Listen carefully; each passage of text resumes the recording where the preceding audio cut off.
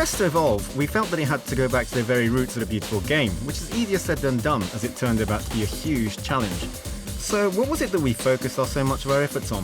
That's team strategy.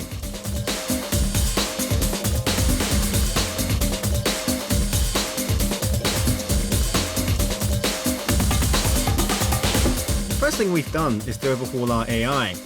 We did this by introducing 2 new systems, the first being Team Style, which allows the player to fine-tune the team setup using these 8 sliders.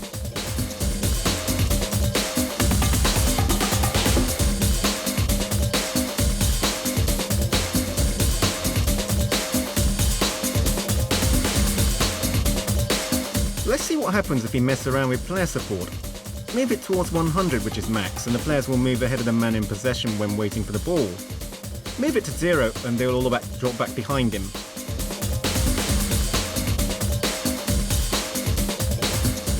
You see it? Set it to 90 and players overtake the man in possession to receive the ball further upfield.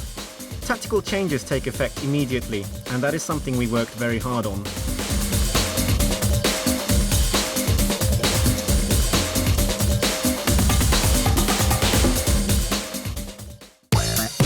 Okay, this time, let's see what happens if we adjust the support range. Push it up to 100 and players provide close-knit support. Good if you like playing your short passes. Push it towards 0 and the players spread out.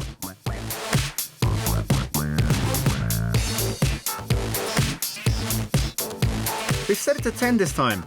Seems the perfect length for playing long balls, but you can see it really isn't the setup to play balls along the ground.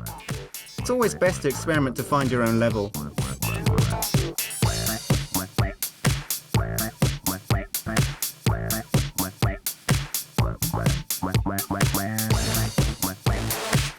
First, let's take a look at the 4 offensive sliders. Set player support high, as well as support range, making short passes more effective. Position switches frequent, and attacking style more towards using the flanks, as Barca are a side that likes to play with width.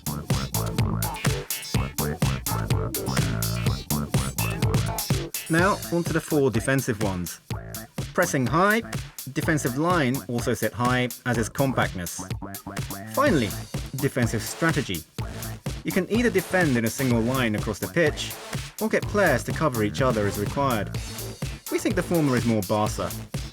Imagine doing this with your team.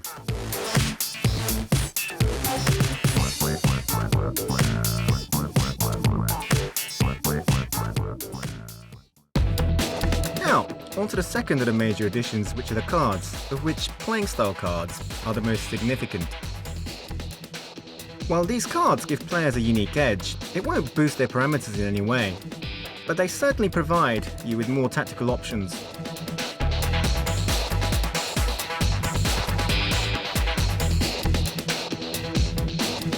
Let's see who has what. Daniel Alves has overlapping run. Pretty self-explanatory. Eto'o, chasing back, as he likes to pressurize people from upfield.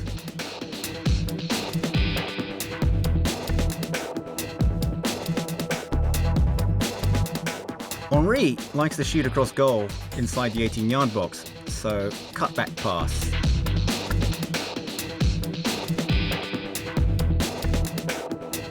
And for Messi, incisive run, as he likes cutting it from out wide. Playing style cards can also be switched off for tactical reasons. There are bound to be times when you want your team to be defensive. Okay, let's take a look at Daniel Alves. Switch his card on, and he'll always look to go forward. Great when attacking, but leaves gaping holes at the back. Switch it off, and he'll play more like a conventional fullback.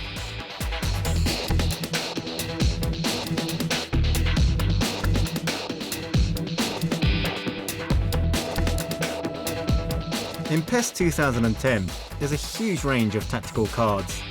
They can give you more control over your players or help you outwit the opposition. Get it right and the effects can be devastating. Both cards and sliders play a massive part in getting the team to play just the way you want it.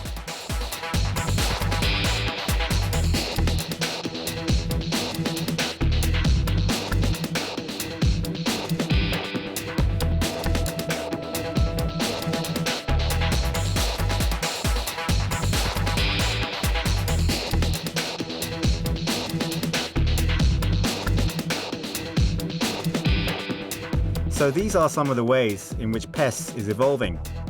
It gives you, the player, a much greater level of control in setting up the team. We hope that fans can find honing the tactics and settings to perfection through many hours of play and the odd sleepless night a rewarding experience in creating your own winning formula.